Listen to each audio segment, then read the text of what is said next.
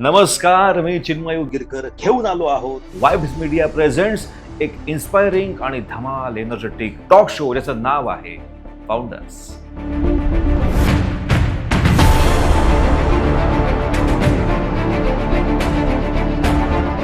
आजच्या भागात आपण भेटणार आहोत 1619 स्टुडिओजचे इंटिरियर डिझायनर योगेश आहिरे सर यांना. योगेश सर, तुमचं खूप खूप स्वागत. Thank you sir. आणि सर अभिनंदन. 1619 स्टुडिओजच्या माध्यमातून तुम्ही नाशिकच्या घरांना, पर्याय नाशिकला सुंदर करण्याचं काम करतात. Yes sir. आणि असं म्हणतात की जो सुंदर समोरच्याला करू शकतो स्वतः आतूनही खूप सुंदर असतो. येस. सो रोटरीच्या माध्यमातून तुमचं अप्रतिम काम चाललेलं आहे. अनेक सामाजिक इश्यूच्या बाबतीत तुम्ही खूप संवेदनशील आहात आणि त्यात हे सौंदर्य तुमच्या नजरेमध्ये कामामध्ये पण आहे सर. तर मला या सगळ्या सौंदर्याच्या प्रवासाबद्दल जाणून घ्यायचं आहे सर. नक्कीच सर, नक्कीच. सर्वात पहिले तर धन्यवाद. तुम्ही ह्या प्रवासामध्ये माझे सहभागी होत आहात आणि जो काही एक्सपिरियन्स मी शेअर करणार आहे, जो काही माझा पूर्ण जर्नी होती ते तुमच्यावर शेअर करताना आय एम लकीस्ट पर्सन की आज तुमच्या एका व्यक्तिमत्वाबरोबर ती मला शेअर करायला मिळते. Thank you sir. Sir born bottom नाशिकचा आहे. बरोबर. शिक्षण नाशकातच झालं. नाशकात शिक्षण झाल्यानंतर पहिल्यापासून इच्छा होती की आपण आपल्या क्षेत्रामध्ये, म्हणजे लहानपणापासून ड्रॉइंगची खूपच आवड होती. प्रत्येक शिक्षकांनी मला नेहमीच मार्गदर्शन केलं की तू तुझं करिअर करताना ड्रॉइंग किंवा चित्रकला या निगडीतच तू करिअर कर. त्या हिशोबाने मी हे सेक्शन, हा सब्जेक्ट निवडला. आणि पुढे जशी वाटचाल सुरू होत गेली तर घरचं कोणाचंही बॅकग्राऊंड नव्हतं सर. घरी एकही कोणी आर्किटेक्ट नाही किंवा सिव्हिल इंजिनियर नाही. माझे वडील मायकोच होते.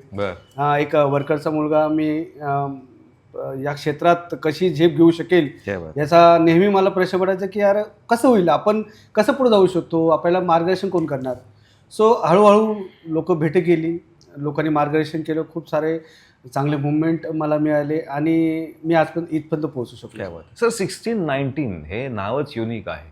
काय इन्स्पिरेशन आहे पाठीमागे? सर मला आत्तापर्यंत जे जे लोक भेटलेले आहेत निगडीत 1619 आणि इंटेरियर क्षेत्रात, त्यांचा सर्वात पहिला प्रश्न हा असतो की सर हे सर्व पहिले सर्व साईडला ठेवा, हे 1619 काय. सो सर 1619च्या पाठीमागं एकदम साधी आणि सोपी संकल्पना आहे जी वेगळ्या पद्धतीने फक्त मांडण्याचा प्रयत्न केलेला आहे. जसं आपण नेहमी काहीतरी वेगळं करूया नेहमी प्रयत्न करतो, बोलतो, पण मग त्या प्रयत्नात आहे ना, माझ्या वाचनामध्ये मला एक वर्ड नेहमी आठवतो की सक्सेस लोक, जिनियस लोक हे काही तुमच्या माझ्यापेक्षा वेगळे नसतात. बरोबर. ते त्यांची जी करण्याची कृती असते ना, ती फक्त ती वेगळ्या पद्धतीने मांडतात. सो ही गोष्ट नेहमी लक्षात ठेवून मी असा विचार केला की आपल्या कंपनीचं नाव कुठल्याही शब्दांनी न ठेवता, म्हणजे जसं आता योगेश आहिरे असोसिएट किंवा अशा काही नावांचा असोसिएट ह्या पद्धतीने न करता आपण त्याला एक वेगळ्या पद्धतीने मांडूया, अशी वेगळी संकल्पना मी डोक्यात मांडली.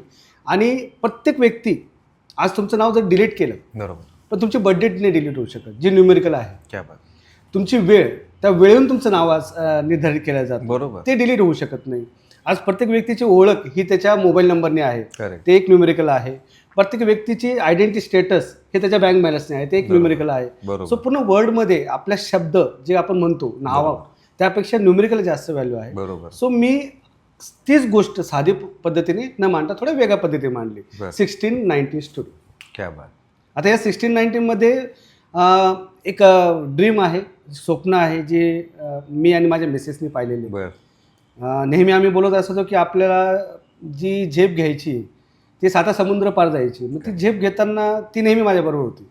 सो कंपनीचं नाव ठेवताना मी विचार केला की न्यूमेरिकल आपण जर ठेवतोय तर नेहमी आपण कुठेही मंदिरात गेलो तर राधे कृष्णा म्हणतो, आपण सीताराम म्हणतो, बरोबर. तर आपल्या ह्या सर्व प्रवासामध्ये आपण वाईफलाच पार्टनर का करून घेऊ नये, ज्या व्यवसायात आपण आहोत तिथं पण आपण मिसेसला पण पार्टनर करून घेऊ. सो ह्या बेसवर 16 जानेवारी इज माय बर्थडे आणि 19 एप्रिल ही माझ्या मिसेसची बर्थडे आहे, जिचं नाव. सो ह्या पद्धतीने तिची साथ माझ्या बरोबर अप्रत्यक्षित नेहमी असते. सर जसं नावातलं वेगळेपण आहे त्याप्रमाणे आपल्या कामातलं पण वेगळेपण आहे अशी चर्चा आहे सर, मी ऐकले आपला स्टडी करत असताना. तर काय खासियत आहे सर आपल्या स्टुडिओची, का लोकांना एवढं ते भावतं? सर जसं नावात आम्ही वेगळ्या पद्धतीने मांडण्याचा प्रयत्न केला, पण पद्धत फक्त बदलली, प्रोसेस तीच होती. त्या पद्धतीने मी माझ्या इंटेरियरमध्ये काम करताना प्रत्येकजण सजावट, आता इंटेरियर डिझायनर म्हटलं तर सजावट हा सर्वांना क्लिक होणारा विषय की सजावटच करायची, पण त्याहीपेक्षा कोणत्याही स्पेस मॅनेजमेंट हे खूप त्याचा आत्मा असतो. करेक्ट. म्हणजे तुमच्याकडे कुठलंही स्पेस असेल, जसं ते घर असेल किंवा कमर्शियल स्पेस असेल, हॉस्पिटल असेल, शोरूम असेल, तर आपली आयडेंटिटी ही मी ह्या पद्धतीने बनवली की प्रत्येकजण ज्या गोष्टीकडे लक्ष देतात, पण अशी कुठली गोष्ट जी महत्त्वाची ज्याच्याकडे लोक लक्ष देत नाही ती आहे स्पेस प्लॅनिंग. बरोबर. म्हणजे आपण ज्यावेळेस कमर्शियल स्पेसचं इंटेरियर करतो तेव्हा इंटेरियर हा सेकंडरी पार्ट असतो. स्पेसचं योग्य प्लॅनिंग होणं गरजेचं आहे. बरोबर. आणि जर 1 स्क्वेअर फीटचा रेट जर आपण नाशिकमध्ये तुम्हाला माहिती असेल की नाशिकमध्ये बरोबरीने आहे, तो जो स्क्वेअर फीटचा रेट असतो, जेव्हा तो इंटेरियर डिझाईन जेव्हा प्लॅनिंग करतो, तो 1 स्क्वेअर फीट वापरला जातोय का, याच्यावर आम्ही पहिले प्रात्यक्षाने लक्ष देतो. आणि त्यानंतर आम्ही त्याची थीम, त्याचं डिझायनिंग, मग त्याच्यामुळे ती जी आयडेंटिटी तयार झाली. म्हणजे मला प्रत्येक येणारा रेफरल, प्रत्येक येणारा क्लायंट हा माझ्याकडे सर्वात पहिले स्पेस प्लॅनिंगसाठी येतो. क्या बात. आणि which is the biggest thing. Yes sir, thank you sir. Interior decoration is all about utilising proper space, पण आता इको फ्रेंडली डिझायनिंगच्या अनुषंगाने सुद्धा खूपच जास्त प्रमाणामध्ये अवेअरनेस स्प्रेड झालेला आहे. सर, येस सर, त्या बाबतीत आपला व्ह्यू काय आहे? सर, इको फ्रेंडली ही पहिल्यापासून कॉन्सेप्ट होती, ही कालांतराने लुप्त पावली, परत आली, परत गेली. तो ट्रेंड येत जात राहतो. पण सर्वात पहिले बघायला गेलं तर प्रत्येक ठिकाणी जसं मी कुठलंही डिझाईन स्टार्ट करताना माझ्या डोळ्यात सर्वात पहिले झाडं, पान, निसर्गाने तयार केलेली, देवाने तयार केलेली जी काही आर्किटेक्चरल किंवा इंटेरियर प्रोडक्ट म्हणू शकतो आपण, त्यांच्यातली ती बारीक बारीक डिटेलिंग असते. म्हणजे सकाळीच मी एका चित्र काढलं, फोटो काढला, जाळं जो विणतो कोळ्याचा, तर ते जाळं विणणारा तो कोळी जो प्राणी आहे हा सर्वात बेस्ट आर्किटेक्ट माझ्या हिशोबाने.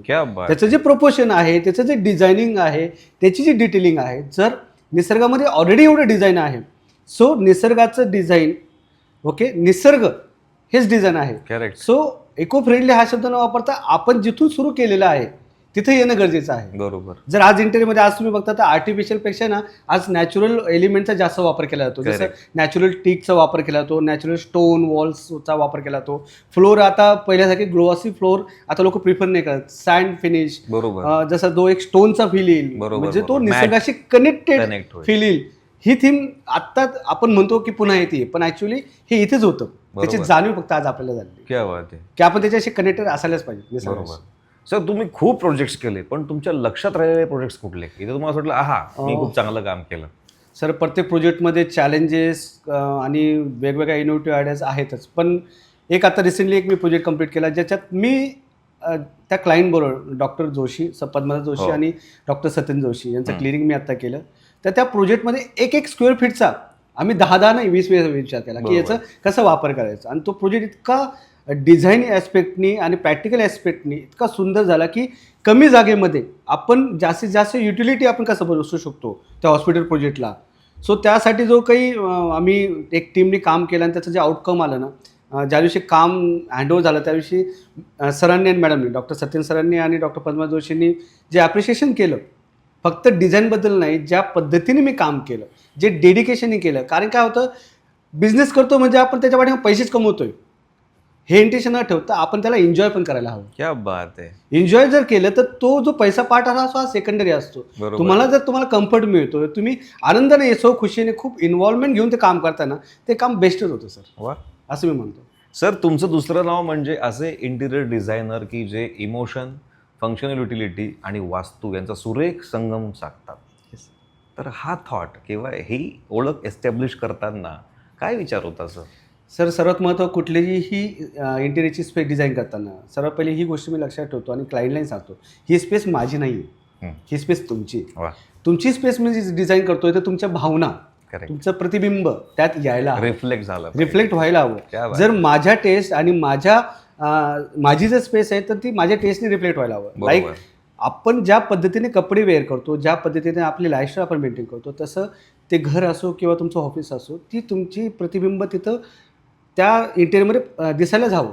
जर ते दिसत नाहीये, एक्झाम्पल दॅट की तुमचा जो कलर ग्रे कलर टोन आहे आवडता आणि तुमच्या घराला जो इंटेरियरचा जो टोन आहे हा तुमच्या आवडीचाच नाहीये, बरोबर, तर तुम्ही त्या स्पेसमध्ये कधीही फ्रेंडली राहू शकत नाही. तुम्हाला शेवटपर्यंत वाटेल की यार नाही यार मला हा कलर नको होता, तरी आपण हा कलर मारला. बरोबर.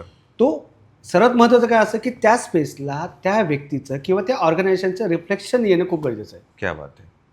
आणि आता जसं मी हॉस्पिटल इंडस्ट्रीमध्ये काम करतोय, बरेच आत्तापर्यंत आपण हॉस्पिटल केले, तर हॉस्पिटल सेगमेंटमध्ये आपण एक नवीन कॉन्सेप्ट, नवीन थीम प्रयत्न करत असतो की हॉस्पिटलमध्ये येणाऱ्या पेशंटला कधीच असं वाटतं कामा नये की हे हॉस्पिटल आहे. बरोबर. म्हणजे मला डॉक्टरने दिलेले फीडबॅक्स आणि डॉक्टरनी जे काम पाहिलं त्यांनी दिलेले फीडबॅक की हे हॉस्पिटल वाटतच नाही. Correct. म्हटलं हाच मेन पर्पज होता वा. की हे हॉस्पिटल वाटतं कामा नये. हे त्या पेशंटला त्याचं घर वाटायला हवं. बरोबर. तो फ्रेंडली त्या पद्धतीने तिथं तो कम्फर्ट असायला हवा. त्यामुळेच त्या ट्रीटमेंटला तो चांगला सपोर्ट देऊ शकतो आणि तो पेशंट लवकर बरा होऊ शकतो. क्या बात आहे. म्हणजे आता रिसेंटली जे डॉक्टर जोशींचं हॉस्पिटल केलं IVF आणि ऑर्थो हॉस्पिटल आहे, सो तिथं एकदम असं फ्रेंडली इंटेरियर्स केलेले. क्या बात आहे. कुठेही तुम्हाला हॉस्पिटलचा स्मेल येणार नाही, हॉस्पिटलचा तो फील येणार नाही टिपिकल. बरोबर. येस. आणि सर हे असताना पण भारतीय संस्कृतीची मूल्य फार छानपणे जपलेली आहे सर. असे पण डिझाईन्स खूप छान छान झालेले आहेत सर, त्याबद्दल काय सांगा. सर भारतीय संस्कृती ही जपताना त्याचा एक मोठा वाटा मला उचलायला मिळतो ॲज अ डिझायनर म्हणून. मी खूप लकी आहे की लोकांची स्वप्न आणि संस्कृती या दोन्ही जपण्याचा मला तो एक संधी मिळते. बरोबर. आणि ती मी नेहमी प्रयत्न करतो की त्या संस्कृतीला जे आपण मानतो, ज्या संस्कृतीत लहानाचं मोठं झालो आपण, ती रिफ्लेक्ट होणं खूप गरजेचं आहे. करेक्ट. आणि ती संस्कृती, ते वेव्स, ते पॉझिटिव्ह वेव्स, ते जे काही फील आहे ते इंटेरियरमध्ये कसं आणता येईल, वा. नेहमी प्रयत्न करतो सर. बरं सर. सर तुमचं पुढचं विजन कसं आहे 1619 स्टुडिओजला घेऊन. सर 1619 जसं मी मगाशी म्हटलं की माझ्या मिसेसनी सोनालीने आणि मी पाहिलेले हे स्वप्न आहे.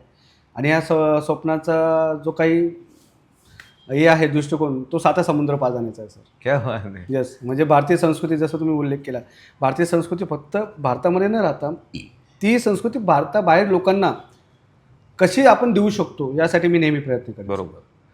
सर एका शब्दात जर इंटिरियर डिझायनर ही टर्म एक्सप्लेन करायची असेल तर तो शब्द कुठला असेल तुमच्या अनुषंगाने. तुमच्या स्वप्नातली जी स्पेस आहे, जी तुम्हाला जशी हवी तसं डिझाईन करून देणारा व्यक्तिमत्व म्हणजे इंटेरियर डिझायनर. अच्छा, म्हणजे तुमची माय स्पेस. येस. तुमच्या स्वप्नातली, तुमच्या ड्रीममधली. कारण की प्रत्येक व्यक्ती दिवस रात्र काम करत असतो, त्याच्या घरात घर असणं हे त्याचं स्वप्न असतं. बरोबर. आणि व्यावसायिक जागेवर त्याचं काम करून त्याची प्रगती होणं ही एक दुसरी 2 जागा त्याच्या लाईफमध्ये खूप मोठं कॉन्ट्रीब्युट करतात. बरोबर. त्या जागा त्याच्या असलेला कम्फर्ट, त्यांच्या ड्रीम स्पेस आहे त्या डिझाईन करताना किंवा ते करण्याचं अवभाग्य आम्हाला मिळालं. बरोबर. म्हणजे मी नेहमी देवाला थँक्यू म्हणत असतो की यार तू खूप मोठी जबाबदारी माझ्या हातात दिली. म्हणजे या हातांना फक्त तू काम नाही दिलेलं, या हातानं ते बळ दिलेलं आहे आणि ती बुद्धी दिली की तुमच्या मनातलं स्वप्न मी कसं समजू शकणार, तुमच्या मनातलं स्वप्न मी समजून ते डिलिव्हर पण करणं. बरोबर. सो मी नेहमी देवाला सांगतो की थँक्स की मला तू एवढी चांगली संधी दिली. सर आतापर्यंतच्या संभाषणावरून आम्हाला कळलं की 1619 आणि तुम्ही काय आहात. पण हे ज्या माध्यमातून सुरू झालं ते स्टुडिओ, त्याची निर्मिती, त्याच्या आधीचा तुमचा अभ्यास, तुमचा प्रवास, ही स्टोरी काय. सर खूप मोठा प्रवास आहे जो कमी वेळात मी सांगण्याचा प्रयत्न करेन सर. मला वेळही कमी पडेल. 2006 साली मी प्रॅक्टिस सुरू केली सर इंडिव्हिज्युअली. त्यापूर्वी 5 वर्ष मी आर्किटेक्ट निखिल आवारे सरांकडे प्रॅक्टिस केली. बरं. सो स्वतःची प्रॅक्टिस जेव्हा सुरू केली 2006 साली, तर नाशिकमध्ये तर मी प्रोजेक्ट करतच होतो. पण हळूहळू कामाला लोकांचं लाईक वाढलं, लोकांनी मला रेफरन्स द्यायला सुरुवात केली. नाशिकपासून सुरू झालेला प्रवास पिंपळगाव, धुळे, जळगावमध्ये साधारण मी 4 ते 5 वर्ष काम केलं. बरं. सतीश अण्णा पाटील जे तिथले माननीय पालकमंत्री आणि रिस्पेक्टेड आहेत, त्यांच्याही मला प्रोजेक्टवर काम करण्याची संधी मिळाली. त्यानंतर मी जळगावमध्ये बरेच हॉस्पिटल्स केले. जळगावनंतरचा प्रवास बुरहानपूर, रावेर, त्यानंतरचा MP खंडवा आणि त्यानंतर पुढे असेच रेफरन्स मिळता UPचे कॅबिनेट मित्र नंदकिशोरजी गुप्ता सर यांचं मला काम करण्याची संधी मिळाली. त्यांच्यावर साधारण मी 2 ते 3 वर्ष UPत काम केलं. सो त्यानंतर मी सुरत, भिलाड, बिल्लमोरा, उमरगाव म्हणजे गुजरातमध्ये, म्हणजे आत्तापर्यंत आपण 4 स्टेटमध्ये सर 1000पेक्षा जास्त प्रोजेक्ट कंप्लीट केलेले आहेत. क्या बात आहे सर. येस. सर या पाठीमागचं इन्स्पिरेशन काय आहे नेमकं. सर या पाठीमागचं इन्स्पिरेशन एकदम छोटं आहे सर. मला लहानपणापासून ट्रॅव्हलची खूप आवड आहे. बरं. ड्रायव्हिंग आणि ट्रॅव्हलिंग आणि सर्वात जास्त फूड. सो मला नेहमी वेगवेगळ्या जागेवर जाणं, तिथलं स्पेस एक्सप्लोअर करणं, फूड एक्सप्लोअर करणं, ह्युमन कल्चर, संस्कृती एक्सप्लोअर करणं हे लहानपणापासून मला आवडायचं. म्हणजे गावी जाणं आणि तिथे जाऊन एन्जॉय करणं, जसं लहानपणी आपल्याला आवडतो तो छंद मी पुढे पण ठेवला. सो माझ्या कामात मी काम म्हणून न बघता तो छंद म्हणून बघतो. त्याच्यातून तुम्हाला इन्स्पिरेशन मिळतं. Yes sir. येस. म्हणजे बाहेरगावी म्हणजे मी स्वतः 1-2 हजार किलोमीटर ड्राईव्ह करून मी स्वतः जातो. अरे बापरे. म्हणजे इथून जेव्हा मी इलाहाबादला जायचो बाय कार, इथून निघाल्यानंतर साधारण मी सकाळी 6 वाजता निघाल्यानंतर संध्याकाळी 6 वाजेपर्यंत साधारण 1200 किलोमीटर ड्राईव्ह करायचो. बापरे. पॅशन. बरं. हो. सो हे झालं छंदाच्या बाबतीत सर. पण प्रत्येकाचा एक मी स्पेस असतो आपल्या घरी रोज गेल्यानंतरचा. तर त्या मी स्पेसमध्ये तुम्ही काय करता? सर मी स्पेसमध्ये जसं as a interior designer artist म्हणून मी स्वतःला नेहमी प्रमोट करतो, नॉट अ बिझनेसमॅन. कारण काय होतं, बिझनेसमॅन हा बिझनेस करतो, पण आर्ट ही जी कला आहे ती इनर फिलिंग्स, इमोशनल पर्सन. म्हणजे कुठलाही डिझायनर हा सर्व पहिले मोस्ट ऑफ 90% सर्व डिझायनर इमोशनल असतात. करेक्ट. ते इमोशन्स असतात म्हणून ते डिझाईन क्रिएट होतात. करेक्ट. सो इमोशन व्यतिरिक्त म्हणजे माझी फेवरेट स्पेसमध्ये मला शायरी, हा, शायरी, कविता मी लिहितो. सध्या रॅपही लिहितोय. येणाऱ्या काळात लवकरच आपण रॅप रिलीज करतोय. काय बात आहे. सो अशा वेगवेगळ्या ज्या आर्टशी रिलेटेड कला आहेत, म्हणजे आर्ट आहेत, डान्स आहे. सो मी नेहमी स्वतःला हेच समजतो की अरे अजून तर जीवन बाकी आहे, इथे जस्ट सुरुवात आहे. सो अशा अनुभवातनं, अशा भावनेतनं खूप साऱ्या शायरी करतो, कविता लिहिल्या. लहानपणी साधारण 8वी 9वी 10वी 3 वर्षात मी रुंठा स्कूलचा स्टुडंट असताना आमच्या टीचरनी डॉक्टर आपलं आवटी मॅडम म्हणून आम्हाला टीचर होत्या, त्यांनी मला इन्स्पायर केलं आणि तेव्हा मी 3 वर्ष सतत कविता लिहिल्या. आणि प्रत्येक वर्षी त्या आवटी मॅडमनी त्या कवितेचा संग्रह शाळेत प्रकाशित केला. तो अजूनही शाळेत आहे. क्या बात आहे सर. आणि त्याचं मुखप्रश्न पण मी डिझाईन केलं होतं त्यावेळेस, आणि नाव पण मॅडम सांगितलं होतं काव्यांजली म्हणून. ते अजूनही रुंठा हायस्कूलमध्ये 8वी 9वी 10वी अजूनही आहे. सर मग आता या नोटवरच आपण थांबूया, पण थांबण्याच्या आधी काय तुम्ही आम्हाला ऐकवणं पसंत कराल? शायरी, कविता कशी आहे?